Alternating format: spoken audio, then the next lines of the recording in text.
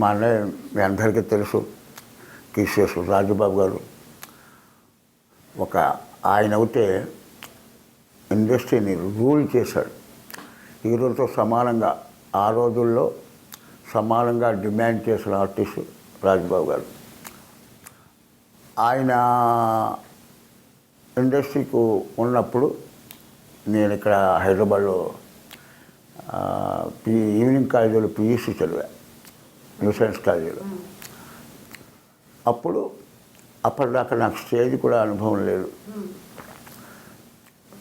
Matter of I think so 65 ఆ SLC అయ్యాక నేను 62-63లో నేను కాకినాడ ఐటీఐ చేసి ఇక్కడ జాబ్ కోసం వచ్చాను. జాబ్ ట్రై చేసి ఈవినింగ్ కాలేజ్ పియూసీ చదివా. అప్పుడు ఆడది అని నాటిక వేశారు, అందులో నేను వేశాను. ఆ కాలేజీలో నేను బెస్ట్ ఆర్టిస్ట్ వచ్చాను. ఆ తర్వాత నేను బీకామ్ ఈవినింగ్ కాలేజీ భద్రతా కాలేజీలో బీకామ్ చదివాను. బీకామ్ చదువుతున్నాను. First year, second year, third year 3 ఏళ్ళు ది బెస్ట్ కమెడీలో వచ్చాను. 3 ఏళ్ళకి ఎండ్లో మొత్తం కల్చరల్ యాక్టివిటీస్లో థర్డ్ ఇయర్ ఫైనల్ ఇయర్ వచ్చేప్పటికల్లా 3 ఏళ్ళు నువ్వు బెస్ట్ కమెడీలో వచ్చావు కదా అని గోల్డ్ మెడలిస్ట్ వచ్చింది నాకు. గోల్డ్ మెడల్ వచ్చింది నాకు. బీకామ్ చదివాను. ఆ బీకామ్ చదువుతున్నప్పుడు ఫస్ట్ ఇయర్ బీకామ్ చదువుతుంటే 70లో మా అన్నయ్య వాళ్ళు ఇక్కడ పల్లెటూరు బాబు షూటింగ్ చేస్తున్నారు, సారథి స్టూడియో. అందులో రమాప్రభకి తమ్ముడు మా అన్నయ్యకి బావమల్లి ఒక వేషం వచ్చింది. ఆ వేషం ఎవరు వేస్తారని ఆ స్టూడియోలో అనుకున్నప్పుడు మా అన్నయ్య మా తమ్ముడు వేస్తాడని అన్నాడు. అప్పుడు ఫస్ట్ ఇయర్ బీకామ్ నన్ను పిలిచారు.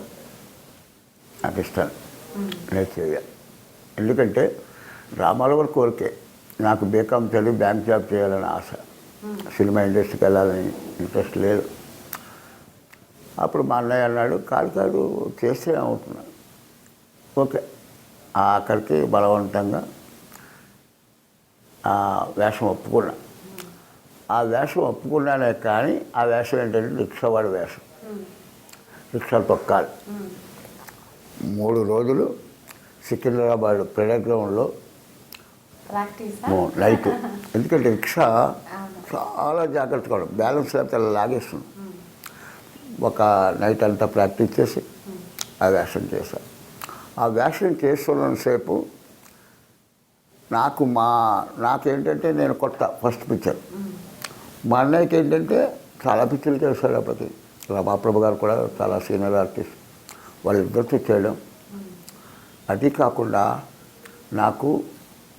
నాకేంటి మొత్తం తెలుగు ప్రేక్షకులు అందరికీ కామెడీ నవ్వు అంటే రేలంగ నరసింహారావు, రేలంగ గారే గుర్తొస్తారు. రేలంగ గారు కమెడీ అంటే ఆయనే.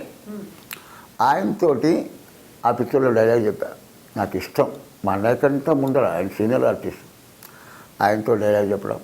ఆ పిక్చర్ అవుతుంటే ఇంకొక 2 days ఉండనగా మా అన్నయ్య మరుపు రాని మనిషిని మద్రాసు షూటింగ్. ఈ పిక్చర్లో పల్లెటూరు బావ నాగేశ్వరరావు హీరో, అక్కడ హీరో నాగేశ్వరరావు. అందులో అన్నయ్య కొడుకు వేషం ఉంది ఒకటి. అప్పుడు ఎవరు వేస్తారు, ఎవరైతే ఏముండు అందరూ కలిసి చిట్టుబాబు చాలా బాగా చేశాడు ఫస్ట్ పిక్చర్. వాళ్ళ తమ్ముడు రాజు తమ్ముడు అతనే వెళ్తాను. అప్పుడు మా అన్నయ్య ఫోన్ చేసి ఇలాగా నువ్వు వెంటనే మార్నింగ్ ఫ్లైట్కి వచ్చేయాలి అన్నాడు. దేనికన్నా ఇంకో వేషం వచ్చింది. నేను చేయను అన్నయ్య. కాదు చెయ్యి, రావడం కష్టం. అదొక వేషం చూసి ఇంకో వేషం వచ్చింది. అలా అంటే నాకు ఇష్టం లేదు. నాకేంటి సినిమా డ్రామాలు వేసా, నాకు బ్యాంక్ జాబ్ మీదే ఉండేది. కానీ ఏంటంటే తను చేయి సరదాగా అన్నాడు. సరే ఒకటి చేశాం కదా. రెండో పిక్చర్కి ఆ ఫ్లైట్లో రావాలంటే ఫస్ట్ టైం నేను ఫ్లైట్ ఎక్కడం. ఆ ఫ్లైట్ ఎక్కడం నాకు భయం. లక్కీలీ రమాప్రభు గారు హైదరాబాద్ నుంచి వస్తుంది, మద్రాసు వెళ్తాడు. ఆవిడకి ఫోన్ చేసి రమాప్రభు గారు వస్తున్నారు, నీకేం పర్లేదు అని.